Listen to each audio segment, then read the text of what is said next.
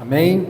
Nós ficamos muito felizes todas as vezes que as nossas crianças podem apresentar um teatro na igreja. Nós nos alegramos porque nós descobrimos coisas novas, novos talentos na casa do Senhor. Amém? Nós nos alegramos muito porque vemos o Senhor despertando nelas coisas que nem elas sabem que existem. E às vezes nós olhamos aqui para frente, vemos as nossas crianças dizendo: uau, ele foi capaz de fazer aquilo. Uau, ela gravou aquela frase. Uau, ela decorou aquilo tudo. Eu falei assim: gente, de onde que veio isso tudo? Veio de você. Então você, pai, você, mãe, que muitas vezes não acompanha o seu filho aqui, não vê como ele é o dia a dia, quero dizer que isso que você viu aqui hoje não acontece toda semana. Não acontece. Geralmente eles são bem bagunceiros mesmo, são bem tumultuados e às vezes a gente precisa chamar atenção, porque eles correm para lá e correm para cá. Por que que hoje foi diferente? Porque hoje você está aqui para ver aquilo que ele está apresentando. Então hoje ele caprichou, hoje ele se segurou, hoje ele se dedicou, porque ele queria te agradar e honrar a Deus através daquilo que ele faria de homenagem para você. Então, se esforce para estar sempre presente com o seu filho, não só aqui na igreja, onde nós nos reunimos, mas em todas as atividades que ele for participar.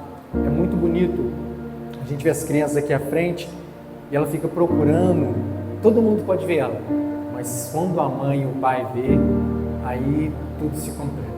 E é muito bom nós vermos no Senhor essa alegria. É bom a gente ver as crianças se alegrando por esboçarem a profissão. Eu lembro que na hora que a menina estava varrendo, a mocinha que estava fazendo dona de casa. Quem que era a mocinha que estava fazendo dona de casa? Esther. Esther estava fazendo dona de casa. Esther mesmo, gente? Eu vi de longe, de perto não estou enxergando direito não, mas de longe, menos ainda. Mas eu vi a Esther varrendo e eu fiquei assim: cara, que bacana. Eu falei assim: eu sou uma dona de casa. Alguém falou assim: eu quero essa mãe. E por que eu estou dizendo isso? Porque muitas vezes no meu trabalho, quando eu preciso perguntar a profissão de alguém e a moça tem que dizer que é dona de casa, muitas vezes ela responde com constrangimento, por não ser valorizada. Então, se você, mãe, é uma dona de casa, saiba que a sua profissão é nobríssima e você é um esteio para o seu lar. Amém? Não há demérito para você que trabalha fora, não há demérito para você que trabalha dentro. Todas as profissões são dignas do Senhor. Amém? Eu queria te convidar, você que trouxe a sua Bíblia, abre aí comigo. Nós vamos fazer a leitura de alguns versículos do 5º livro da Bíblia, Deuteronômio.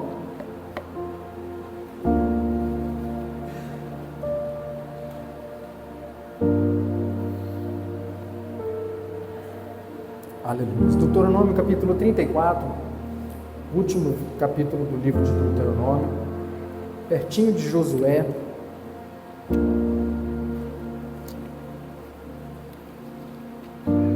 Quero lhes falar por alguns minutos, antes de nós ceiarmos, para marcar esse dia tão importante, essa data tão especial para nós. Amém? Quando os irmãos abrem, te perguntar: quem que teve a oportunidade de estar com a mãe hoje? Amém? Quem pôde mandar, mesmo que a distância, um abraço? Alguém? Pastor Vitor, minha mãe já se foi, ela está no seu coração hoje. Amém? Crê nisso. A minha mãe está lá na cidade de Juiz de Fora. Aí eu fiz uma ligação para ela de vídeo, né? Estava lá bem na casa da minha irmã. E aí eu fiquei sabendo que alguns colegas de trabalho, que trabalham comigo lá em Eugenópolis, estavam lá em Juiz de Fora. Você está trabalhando onde? Na área da 32. Ué, eu moro aí, uai.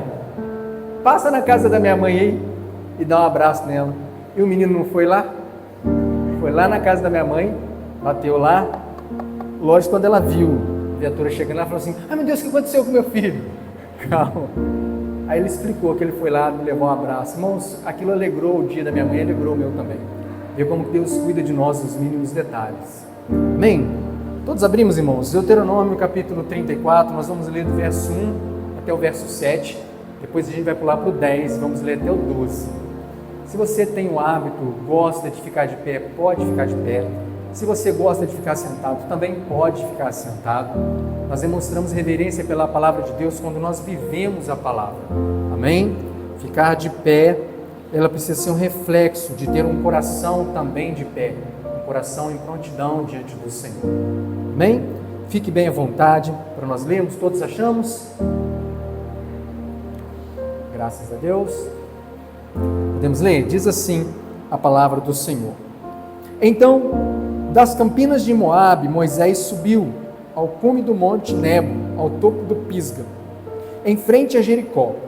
Ali o Senhor lhe mostrou toda a terra, de Gileade a Dan, toda a região de Naphtali, o território de Efraim e de Manassés, toda a terra de Judá até o mar ocidental, o Neguebe e toda a região que vai do vale de Jericó, a cidade das palmeiras, até Zoar. E o Senhor lhe disse: essa terra é a terra que prometi, sob juramento a Abraão, Isaque e a Jacó, quando lhes disse: eu a darei aos seus descendentes. Permiti que você a visse com seus próprios olhos, mas você mesmo não atravessará o rio, não entrará nela. Moisés, servo do Senhor, morreu ali, em Moabe, como o Senhor lhe dissera. Ele o sepultou em Moabe, no vale que fica diante de Bet-peor, mas até hoje ninguém sabe onde está localizado o seu túmulo. Moisés tinha 120 anos de idade quando morreu. Todavia, nem os seus olhos, nem o seu vigor se tinham enfraquecido. Amém? Agora pula lá para o verso 10. Um pouquinho para frente.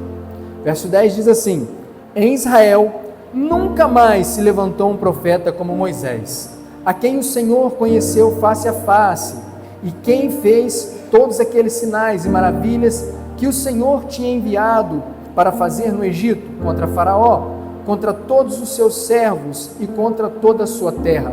Pois ninguém jamais mostrou tamanho poder como Moisés, nem executou os feitos temíveis que Moisés realizou aos olhos de todo Israel. Amém, meus irmãos? Tome o seu assento, empreste uns minutos da sua atenção. Quero te convidar a fechar os seus olhos para nós orarmos ao Senhor. Amém? Os seus olhos, vamos orar. Senhor amado, nós te engrandecemos nessa noite. Te bendizemos, Pai querido, pelo teu infinito amor, pela tua graça, Pai querido, superabundante, pela tua mão poderosa que nos tem sustentado. Pai querido, nós te louvamos por essa noite tão especial, por esse Dia das Mães. Nós te louvamos, Pai querido, pelo almoço que tivemos, pelo dia que passamos, porque tudo, absolutamente tudo que o Senhor faz é bom. E hoje, Pai querido, mais uma vez, nós queremos orar a Ti, antes de nós ouvirmos a palavra, Pai, porque queremos que essa palavra seja enxertada no nosso coração. E queremos, Senhor amado, que o nosso coração seja como a boa terra que recebe a boa semente para gerar o bom fruto. Pai querido e amado, nós oramos pedindo que o Senhor fale conosco, traga ao nosso coração, Pai querido, uma palavra de vida que gere em nós, Pai, avivamento, gere em nós temor, que nos aproxime de Ti, Pai, nos faça mais parecidos com Teu Filho amado, Jesus Cristo, dia após dia. É nossa oração, Senhor amado, e por ela nós já Te agradecemos, em nome do Senhor Jesus. Amém, meus irmãos? Graças a Deus.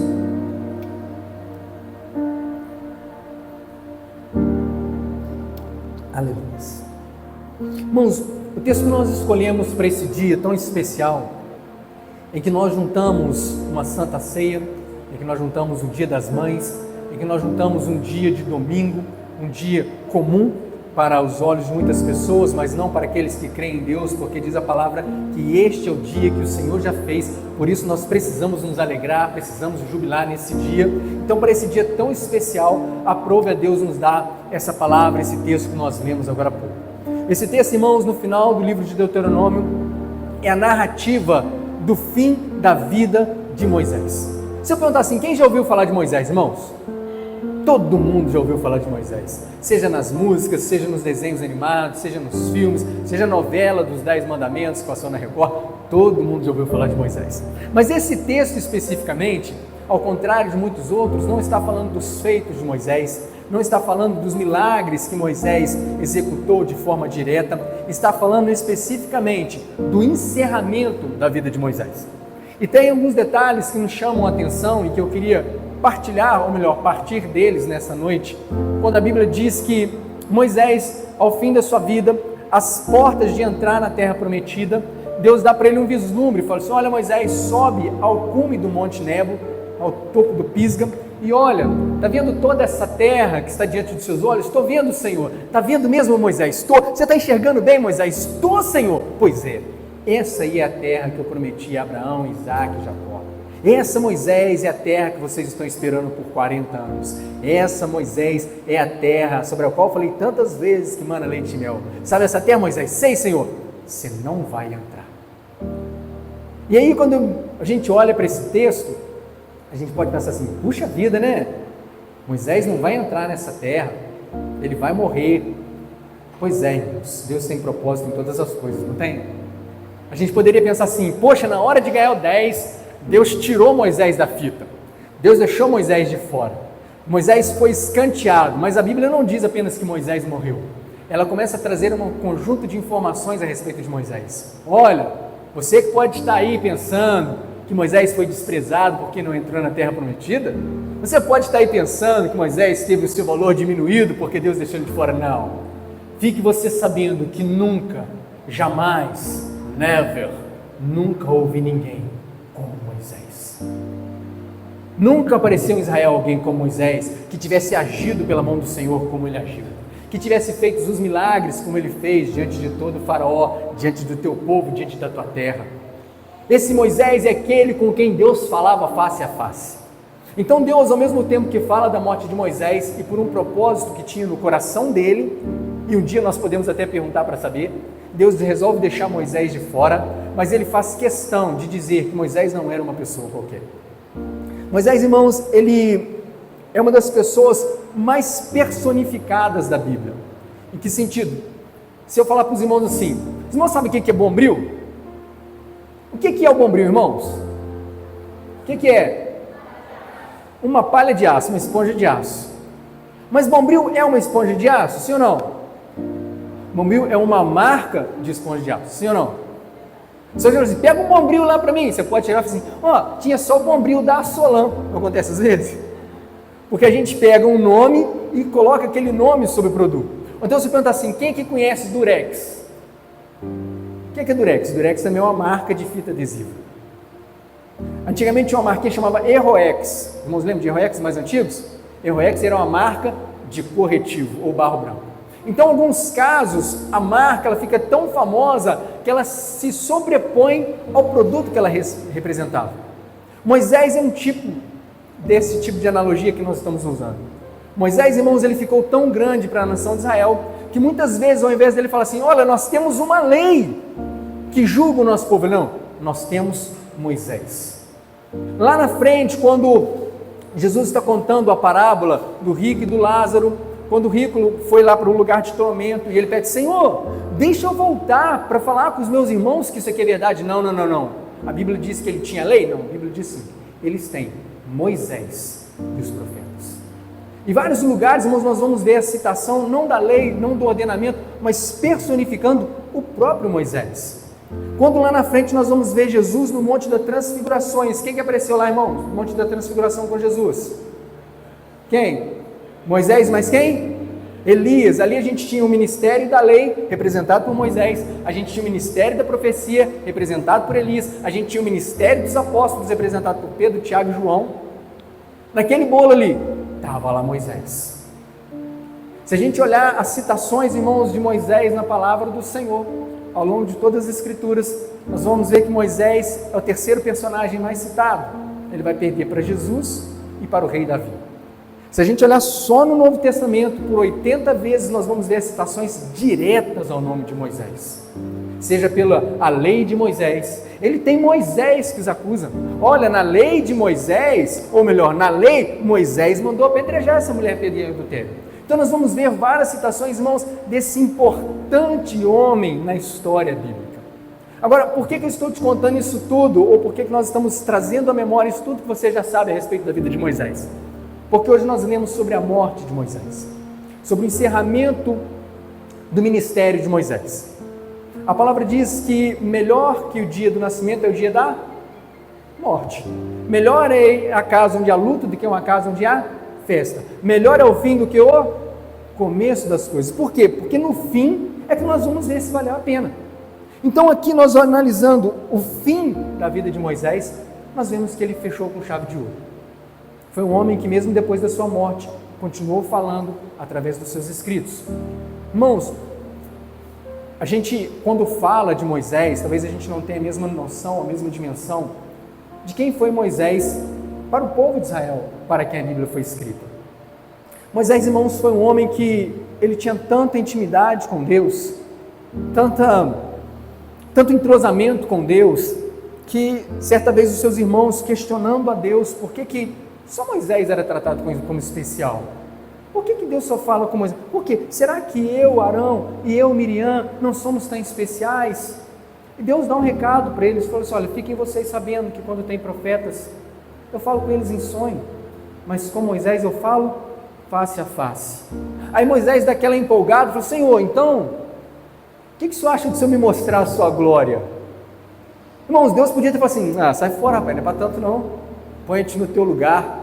Deus não respondeu assim, falou assim, Moisés, para te proteger eu não vou te mostrar a minha glória, porque ninguém pode ver a minha glória e permanecer vivo, mas eu vou te colocar na fenda da rocha e vou te tampar com a minha mão. Quando eu passar, Moisés, vou tirar a mão, você vai ver as minhas costas. Irmãos, esse era Moisés. O ministério de Moisés durou, irmãos, 40 anos. Com quantos anos Moisés morreu aqui, que a gente leu? 120. Menos 40 vai dar? 80 anos. O que estava acontecendo 40 anos atrás, nesse texto aqui? Moisés estava sendo chamado pelo Senhor, lá no cume do Monte Horebe, quando estava pastoreando as ovelhas do seu sogro, ele vê uma sarça ardendo em fogo, e ele sente a presença de Deus, se aproxima, Deus manda ele tirar as sandálias, e ali Moisés é chamado por Deus. Só que 40 anos antes dele ser chamado por Deus, onde é que Moisés estava, irmãos? Vamos lá, vamos fazer uma recapitulação. Moisés com 120 anos, está morrendo. Deus falou que ele mandou bem. É um homem que nunca houve igual. Moisés é aquele que quando morre falou assim, um dia, Deus vai levantar em Israel um profeta como eu. Sabe de quem que ele está falando, irmãos? De quem?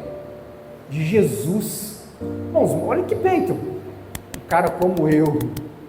Jesus. 120 anos.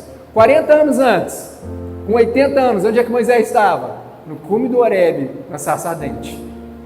40 anos antes, com 40 anos, onde é que Moisés estava? No Egito, fugindo, porque matou um egípcio e com medo de ser descoberto, fugiu para o deserto de Midian. Agora, 40 anos antes, onde é que Moisés estava? Aonde, irmãos? Aonde? Na onde? No Rio Nilo. 3 meses antes de estar no Rio Nilo, onde é que Moisés estava? Nos braços de uma mulher chamada Joquebede. Irmãos, nós olhamos para a história de Moisés, e se nós fôssemos citar todos os feitos desse homem tão maravilhoso aos olhos do Senhor, desse homem tão exemplar, que nos dá tantos exemplos de conduta, tantas provas de como nós devemos andar no Senhor, quando nós olhamos para tudo que ele fez em vida, nós falamos assim, uau, como Deus é poderoso. Mas se a gente volta um pouquinho, tira o deles os 40 anos que ele andou no deserto, conduzindo o povo, pastoreando o povo de Israel, a gente vai ver Moisés sendo chamado pelo Senhor. E era Moisés e o Senhor. Quando a gente volta mais 40 anos, a gente vai ver Moisés fugindo do Egito, porque tinha matado um egípcio. Era Moisés e o Senhor. Quando a gente volta mais 40 anos, a gente vê um bebezinho, indefeso, pobre, frágil, que estava nos braços de uma mulher chamada Joquebede. Hoje, irmãos, é dia das mães. Talvez a gente olhe para os nossos filhos, para as nossas filhas, e olhe como Joquebede, um bebezinho frágil, pequeno. Talvez a gente pense assim, eu não sei o que vai dar do futuro dessa criança, eu não sei se ela vai ser profetisa, se ele vai ser um profeta, se ele vai ser um pastor, uma pastora, um médico, um advogado. Acredito que Joquebede também não sabia. Mas ela tinha algo, irmãos, que nós, como pais e como mães, também precisamos ter. 1, amor ao filho. Quem que ama o filho, irmãos? Quem ama o filho? Joia. E 2, temor ao Senhor. Quem que tem temor ao Senhor? Porque se você ama o filho, mas não tem temor ao Senhor, quando chegar a hora de você conduzir ele nos caminhos que ele deve andar, você vai apresentar outros caminhos para ele. A gente olha, irmãos, para a vida de Joquebede, a gente pode pensar assim, mas ela só passou 3 meses com aquela criança. antes de colocá-lo no rio Nilo, abandoná-lo à própria sorte. Não, irmão. Aquela mulher, olhando para o seu bebezinho de 3 meses, se recusou a deixá-lo à mercê do sistema que estava imposto para ela. Quantas vezes, irmãos, nós, pai e mães, não estamos dispostos a lutar contra o sistema que está atacando os nossos filhos?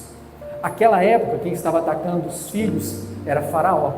Faraó estava tentando matar os filhos, matar fisicamente. Mas e hoje? Qual o sistema que está tentando matar os nossos filhos? Fisicamente, espiritualmente, intelectualmente, emocionalmente, e muitas vezes nós não agimos como Joquebede agiu, de correr o risco da própria vida para proteger os seus filhos. Se nós analisarmos, irmãos, hoje o mundo está impondo muitas coisas para as nossas crianças. Há um tempo atrás, coisas que nós imaginávamos do arco da velha, hoje são colocadas nos livros didáticos dos nossos filhos. Nós temos pessoas aqui na igreja que estão diretamente ligadas com o ambiente escolar. E nós vamos observar, e quando nós conversamos, nós vamos ver que muitas coisas que lá atrás eram sutis, hoje estão escancaradas. E se nós perguntarmos assim, quem aqui quer que o filho, ou a filha, ou o genro, ou a nora, ou o enteado, ou o sobrinho, quem quer que essa pessoa, quando chegar no fim da vida, nós possamos ela falar assim, uau, que carreira bem-sucedida, que filho abençoado, que nós possamos olhar para ele e dizer como Paulo, falou assim, esse aqui é um que acabou a carreira, guardou a fé, combateu o bom combate. Todos nós queremos, irmãos, ter essa percepção a respeito daqueles que caminham conosco. Essa mocinha que estava apresentando o teatro aqui na frente, para quem não conhece, ela é minha filha. E eu lá de trás fico assim, caraca, como é que a menininha está falando bem, cara? Que legal! Onde é que ela aprendeu aquilo dali? E a gente fica cheio de orgulho, porque ela está crescendo nos caminhos do Senhor. Quando você, mãe, vê o seu filho aqui, falando mesmo que seja uma falazinha pequena, mas ele imbuído em fazer algo na casa do Senhor, você se enche de orgulho, sim ou não, irmãos? Nós nos orgulhamos e é muito bom saber que eles estão sendo encaminhados. Porém, nós não podemos esquecer que tudo que eles são hoje e virão a ser no futuro, vão passar pela nossa postura de Joquebede. O que é a postura de Joquebede, pastor Vitor?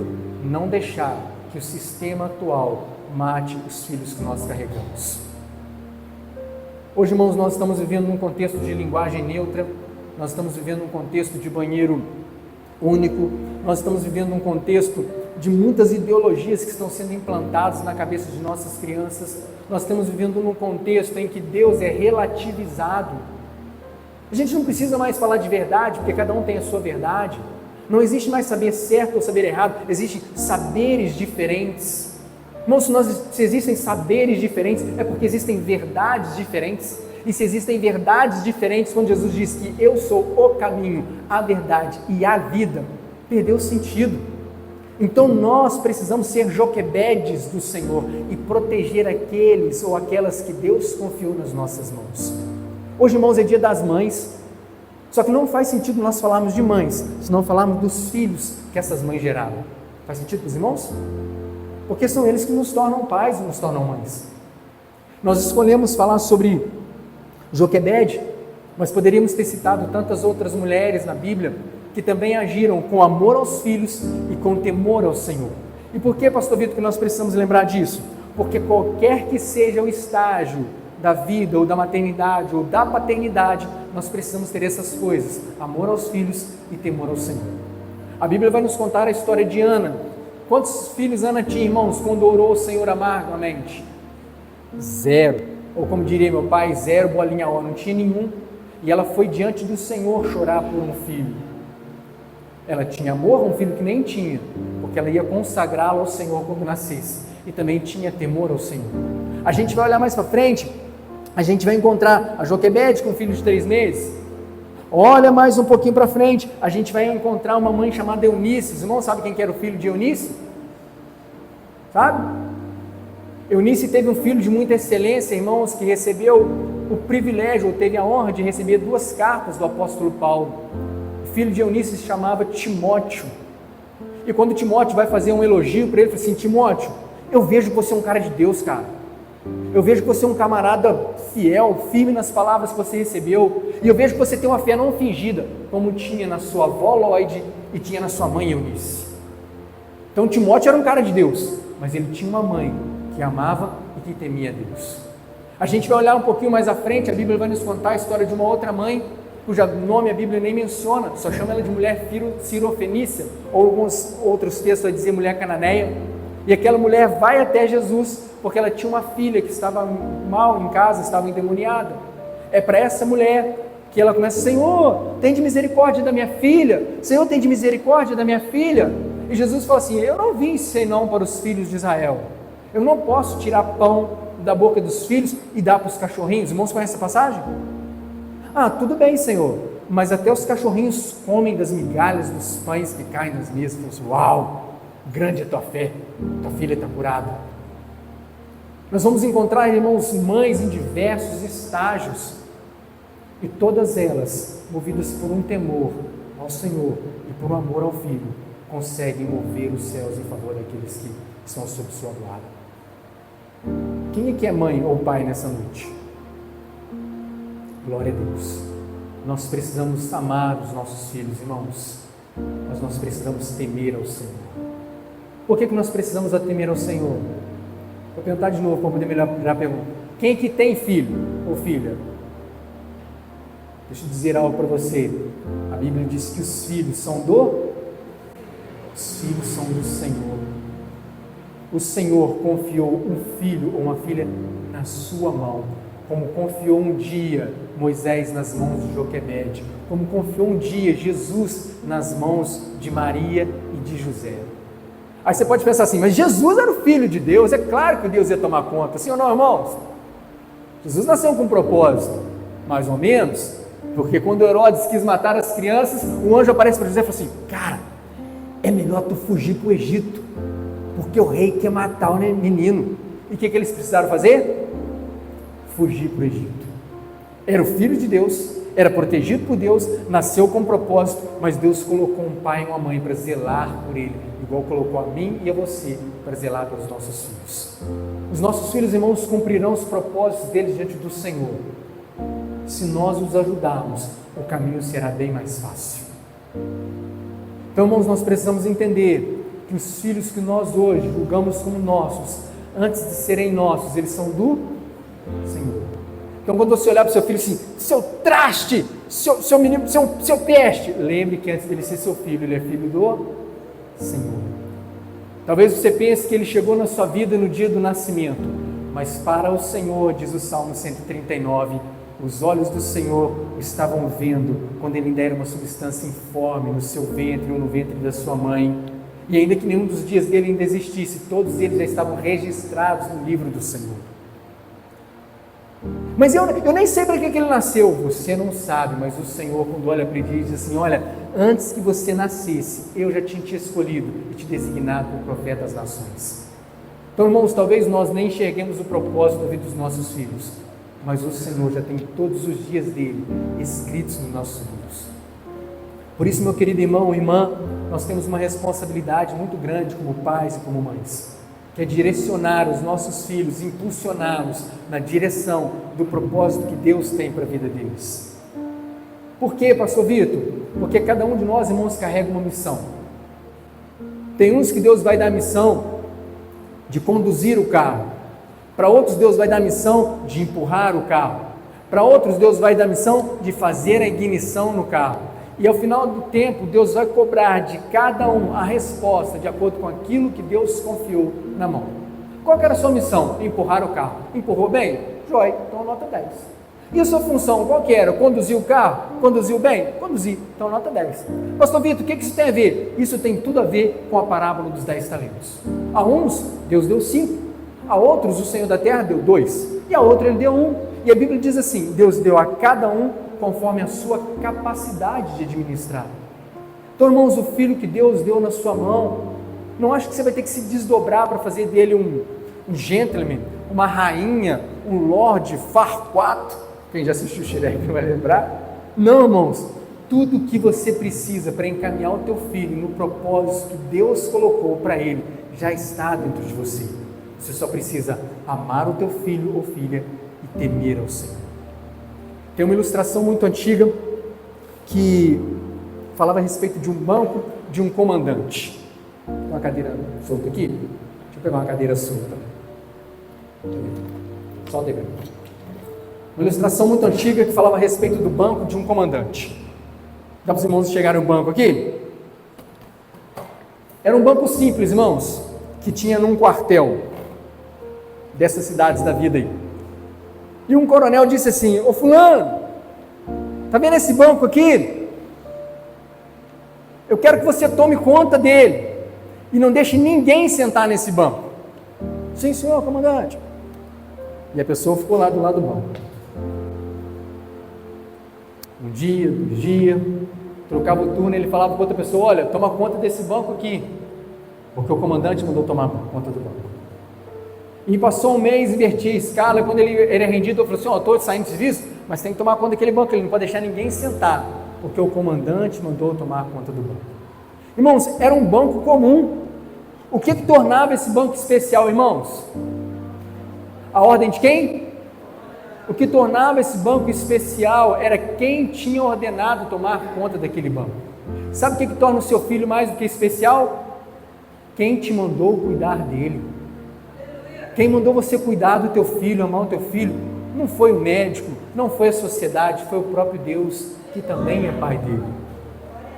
Então toda vez que você olha para o teu filho e lança sobre ele uma palavra de maldição, lembre-se que você está lançando uma palavra de maldição sobre alguém que Deus mandou você cuidar.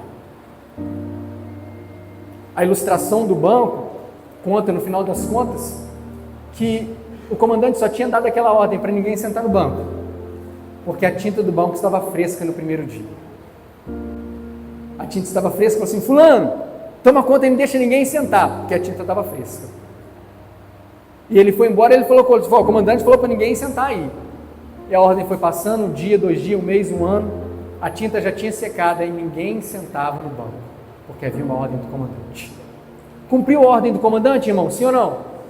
Mas se ele tivesse entendido a ordem do comandante, o banco era muito mais útil para aqueles que passavam pela vida dele. Então, irmãos, você pode apenas guardar o seu filho, mas se você entender o porquê que Deus o colocou no mundo, o que Deus tem para ele, você vai fazer dele alguém muito mais excelente nas mãos do Senhor. Joquebede podia ter escondido o filho no pasto, podia ter escondido no palácio, mas ela foi conduzindo ele. E quando ele chegou nos juncos, aí a filha de Faraó pegou, aí falou assim: você quer que eu vá chamar uma parteira hebreia para dar leite para ele? Ah, eu quero. Foi lá, pegou a própria mãe do menino e levou para dar leite materno para Moisés, dentro do palácio de Faraó. E aí ele começa a cumprir o propósito do Senhor na vida dele. Então, irmãos, palavra do Senhor para nós nessa noite. Dia de ceia, ou melhor, noite de ceia, é uma noite de reconciliação no Senhor. Por que reconciliação? Talvez você pense assim: eu já vim na igreja hoje, eu vim assistir o meu filho fazer um teatro, nós estamos reconciliados. Talvez nós estejamos reconciliados pelo hoje, mas será que não existem palavras entre vocês que precisam ser consertadas? Será que talvez você, filho, que está aqui, porque quando nós olhamos para a terminologia mãe, ou nós somos, ou nós temos, ou nós viemos delas, concorda comigo? Então todos nós estamos ligados à mãe de uma forma. Ou você é mãe, ou você é filha, ou você é casado com alguém que é mãe. Mas como filhos, talvez em algum momento passou pelo seu coração, ou pela ponta da sua língua, pelos seus lábios, virar para sua mãe, assim: eu não escolhi para nascer. Já ouviram isso alguma vez? De filho que fala para pai, para mãe que não escolheu para nascer? É verdade, meu querido, ninguém escolheu para nascer. Ninguém escolheu para nascer. Aos olhos humanos, todos nós nascemos sem imaginar o que vinha antes, mas aos olhos do Senhor, nós somos escolhidos nele, antes mesmo da fundação do mundo. Talvez como mãe, em algum momento de raiva, de ira, você falou assim: você é um traste, você não presta, você veio sem querer, você foi um acidente. Acidente para você, não para Deus, porque Deus tinha um propósito para ele, muito antes dele nascer. Então, meu querido, hoje, noite de ceia, é noite de nós repararmos algumas brechas.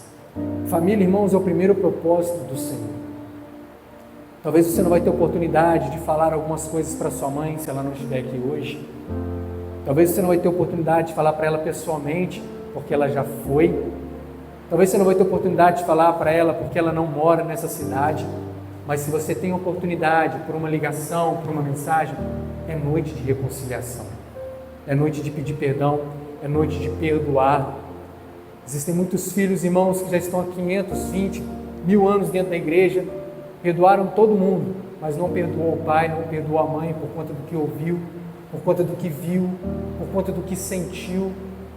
É noite de perdoar, porque a palavra nos ensina que na ceia nós temos a reconciliação. E para encerrar, falando de ceia, de filho, de vida, de morte, eu queria ler um texto contigo. Abre comigo no Evangelho de Lucas, capítulo 7. Evangelho de Lucas, capítulo 7, nós vamos ler a partir do verso 11.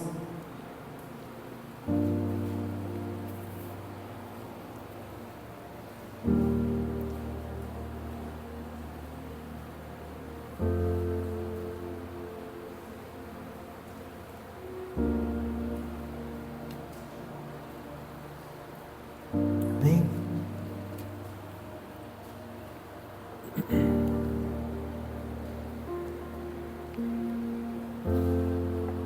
Glória a Deus. Podemos ler, meus irmãos? Evangelho de Lucas, capítulo 7, diz assim, verso 11. Logo depois, Jesus foi a uma cidade chamada Naim, e com ele iam os seus discípulos e uma grande multidão. Ao se aproximar-se da porta da cidade, estava saindo o enterro de um filho único de uma viúva. E uma grande multidão da cidade estava com ela. Ao vê-la, o Senhor se compadeceu dela e disse: não chore. Depois se aproximou e tocou o caixão, e os que carregavam pararam. E Jesus disse: jovem, eu lhe digo, levante-se.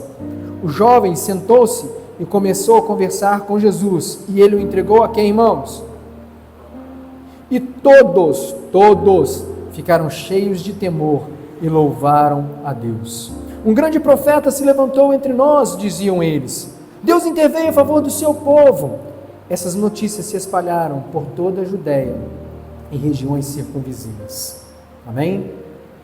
Esse texto que nós lemos, irmãos, ele é um texto que junta um morto, um vivo, ele vai juntar um filho, uma mãe, ele vai juntar tristeza e alegria, ele vai juntar fim e começo. Tem tudo a ver com o que a gente está falando nessa noite, tudo a ver com a ceia do Senhor. Algumas versões podem estar falando que estava saindo um féretro, e aí Jesus veio e tocou o esquife. É engraçado que há um tempo atrás, essas palavras não eram tão comuns, a gente não associava o sentido verdadeiro da palavra. Eu já vi gente falar que Naim era uma pessoa, por isso a mulher era viúva de Naim, que Jesus tocou o esquife, como se o esquife fosse um instrumento, e dentre outras tantas coisas que nós vimos que não tinha nada a ver com o sentido da palavra. Irmãos, a palavra é simples. De um lado vinha uma multidão, diz a palavra, Jesus e seus discípulos entrando na cidade. Jesus era o que, irmãos? A verdade, o caminho e a vida. Então havia uma multidão acompanhando e celebrando a vida.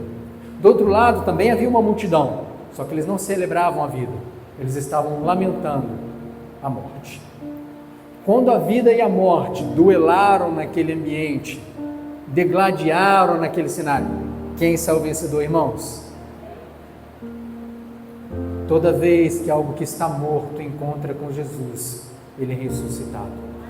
Então talvez, se você pensa assim, não tem como eu pedir perdão à minha mãe, porque tem muito tempo que a gente não se fala. O meu filho me fez mal tem muito tempo. Toda vez que você permite isso ter um encontro com Jesus, a vida é gerada. A alegria toma o lugar da tristeza. A angústia dá lugar à festa. E o que é velho se faz novo. O texto nos diz que depois que isso aconteceu, todo o povo temeu, se alegrou e alegrou com o Senhor. O que isso nos mostra? Que até as coisas que acontecem conosco, com os nossos filhos, com a nossa família, dentro da nossa casa, também são instrumentos para glorificar o Senhor diante daqueles que estão à nossa volta. Quando eu pedi ao colega para ir lá visitar a minha mãe hoje, eu falei assim, olha, fala com a minha mãe que eu mandei um abraço. E é muito bacana alguém que não me conhecia antes, poder chegar lá na minha mãe e falar assim, eu trabalho com seu filho, ele é um menino legal, ele é gente boa, ele é educado, e levar boas referências de mim lá para a casa da minha mãe, mesmo estando distante. Isso, irmãos, alegra o coração dela. É muito bom quando as pessoas puderem olhar para nós e para os nossos filhos e levarem para Deus boas referências deles. Quando alguém fala assim, fulano está criando bem o filho, fulano está educando bem o filho, estão te elogiando, mas estão levantando para Deus no altar por conta daquilo que você tem feito. Então hoje, irmãos, que seja a oportunidade de quando cearmos, provarmos do corpo e do sangue do Senhor Jesus, de nós refinarmos a nossa família diante do Senhor. Lembre-se, irmãos, que lá atrás um dia foi Faraó, depois um dia foi Herodes, hoje é o príncipe deste século que continua querendo tragar os nossos filhos. E nós precisamos adotar a mesma estratégia. Jesus foi escondido aonde, irmãos? De onde é que Jesus foi escondido de Herodes? No Egito. Onde é que Moisés foi escondido de Faraó, irmãos? Aonde, irmãos? No Egito. Onde nós vamos esconder os nossos filhos, irmãos? No mesmo Egito. Como assim, pastor Vitor? Irmão, você consegue tirar o seu filho do mundo? Sim ou não? Consegue? Botar ele dentro de uma redoma? Ah não, eu quero que meu filho seja um menino de Deus. Nunca mais vai para a escola, não convive com ninguém, porque na escola tem gente que fala palavrão, não brinca com os vizinhos, porque os vizinhos brigam, puxa o cabelo. Tem jeito de você fazer isso com o seu filho? Sim ou não? Não, ele vai continuar vivendo nesse mesmo cenário que a gente vive. O que você faz é blindar o coração dele, porque é do coração que vão sair as saídas da vida. Então nosso filho amanhã vai voltar para o Egito que ele vive, para a escola, para o trabalho, quem for mais velho, mas nós vamos blindá-los diante do Senhor. Amém? Lembra de Jesus com os seus discípulos? Eu não peço que você tire eles do mundo, porque eles estão no mundo, mas eu peço que você os guarde no mundo. E assim nós oramos e encerramos essa noite. Amém? Você pode ficar de pé para nós orarmos? Louvado é o nome do Senhor Jesus. Quero te convidar a fechar os seus olhos. Louvado é o nome do Senhor. Aleluia. Santo é o teu nome, Senhor. Pai, nós queremos, Senhor amado, te bendizer nessa noite. Bendizer, Deus querido, pela tua palavra. Bendizer, Senhor amado, pelos exemplos que o Senhor nos dá em sua palavra. Pela importância, Senhor amado, que nós aprendemos nessa noite de andarmos, Pai, em amor ao nosso filho, mas também andarmos em temor ao Senhor acima de todas as coisas. Pai querido, nós vimos que se apenas amarmos os nossos filhos, nós podemos direcionar para eles, Pai, valores que nós julgamos serem os certos, mas o nosso coração é enganoso, Senhor. Por isso nós oramos, Pai, para que nós também sejamos tementes ao Senhor. Porque se tememos, Pai queridos, o Senhor, saberemos, Pai querido, que antes mesmo deles serem os nossos filhos, eles são filhos e filhas do Senhor. O Senhor, Deus querido, os confiou nas nossas mãos, Pai, para direcioná-los, Pai querido, para um propósito muito maior do que os nossos olhos podem ver e contemplar nesse dia. Por isso, Pai querido, nós oramos, Pai, para que haja, Senhor amado, sobre cada pai, sobre cada mãe, a mesma unção de ousadia, de intrepidez que havia naquele dia sobre Joquebede. Que mesmo vendo, Senhor amado, um mundo, um sistema voraz, querendo devorar os seus filhos, ela, Pai querido, se recusou a entregá-los, Pai, mas guardou-os e os direcionou, Pai, para o propósito que o Senhor tinha. Que nós tenhamos, Pai querido, essa mesma audácia, essa mesma intrepidez, essa mesma ousadia, Pai, de também direcionarmos os nossos filhos e filhas para os propósitos do Senhor. Pai querido, o homem que um dia é pai, a mulher que um dia é mãe, só o é, Pai, por conta do propósito e permissão do Senhor. E nós oramos, Pai querido, para que nessa noite o Senhor abençoe a cada pai, abençoe a cada mãe, abençoe a cada família, Senhor, e faça nova, Senhor amado, todas as relações. Como um dia, Pai querido, Jesus se encontrando com aquele cortejo fúnebre, Pai, Ele transformou algo que estava morto, transformou em vida. Nós hoje oramos, Pai, para que o nosso encontro com o Senhor Jesus, através da ceia do Senhor, também gere vida dentro de nós. Que o Senhor possa, Pai querido, renovar famílias, renovar ministérios, renovar, Senhor amado, relacionamentos. Pai querido, que o ministério de mãe, que talvez tenha sido arranhado por uma palavra, que talvez, Senhor amado, tenha sido arranhado por alguma atitude do filho ou da própria mãe para com este, Pai, que nesta noite o Senhor possa restaurar. Pai querido, nós oramos, Pai, por mães curadas, nós oramos, Pai querido, por pais curados, e que o sentimento, Pai querido, que há em todos nós nesta noite, de vir à igreja, de ver o nosso filho apresentando um teatro, de se alegrar com ele apresentando algo na presença do Senhor, seja o mesmo sentimento que irá nos mover por todos os dias da nossa vida. Que a alegria do nosso coração esteja em ver os nossos filhos no altar diante do Senhor. Pai querido, não existe nenhum caminho melhor. Pai querido, nós entendemos que por mais que os nossos braços humanos possam ser fortes.